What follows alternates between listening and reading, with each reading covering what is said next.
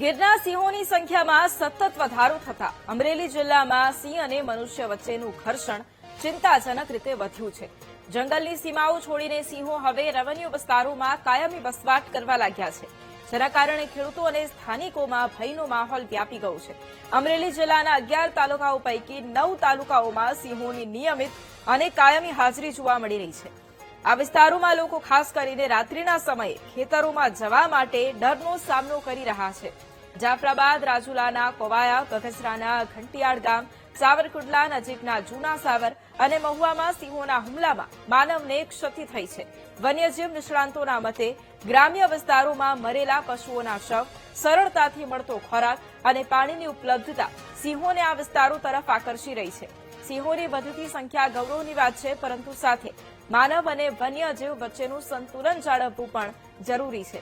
વર્તમાન સ્થિતિને જોતા સિંહ મનુષ્ય ઘર્ષણ હવે એક ગંભીર મુદ્દો બની ગયો છે. અમરેલી જિલ્લાના 9 તાલુકા એવા છે કે દરેક જગ્યાએ અત્યારે સિંહોનો વસવાટ છે. માત્ર વડિયા અને બગસરા જ એવું છે કે ત્યાં સિંહ જોવા નથી મળતા, બાકી દરેક જગ્યાએ સિંહ જોવા મળે છે. એક સમય એવો હતો કે સિંહ જંગલની બહાર ન નીકળતા અને જંગલમાં જ એને ખોરાક મળી રહેતો.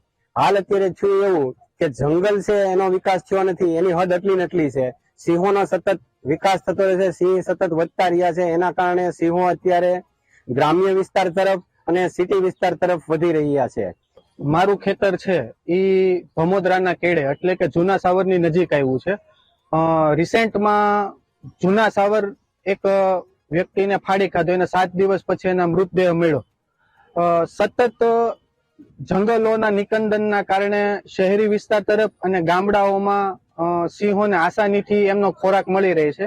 એટલા માટે સિંહો છે એ ગ્રામ્ય વિસ્તારોમાં આવી જાય છે. ગ્રામ્ય વિસ્તારોમાં આવી જવાના કારણે સાહેબ સતત માનવ સાથેનું ઘર્ષણ વધી રહ્યું છે. જે લાસ્ટ સિંહ વસ્તી અંદાજ થયો છે એમાં 891 સિંહ જે નોંધાયા છે, એમાંથી સૌથી વધારે સિંહ એટલે કે 339 સિંહની વસ્તી અમરેલી જિલ્લામાં નોંધાયેલી છે. આ વસ્તી જે વધી છે એમાં પ્રજાનો પણ એટલો જ મહત્વનો ફાળો રહ્યો છે. પણ જેમ જેમ સિંહની વસ્તી વધી છે, સિંહ જંગલથી બહાર વિચરતા થયા છે. જે આખો જાફરાબાદ, રાજુલા, નાગેશ્રી વાળો પટ્ટો છે એ કોસ્ટલ કોરિડોર તરીકે વન્યજીવ ઉપયોગ કરી રહ્યા છે. જે સેટેલાઇટ પોપ્યુલેશન 4 જે ટેકનિકલ ભાષામાં અમે કહીએ છીએ કે જ્યાં 94 જેટલા સિંહોની વસ્તી પણ નોંધાયેલી છે.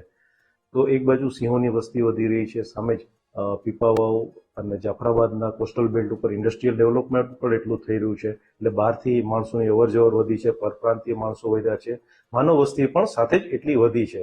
તો એના કારણે આકસ્મિક સંજોગોમાં આવી ઘટનાઓ, દુર્ઘટનાઓ બનતી હોય છે.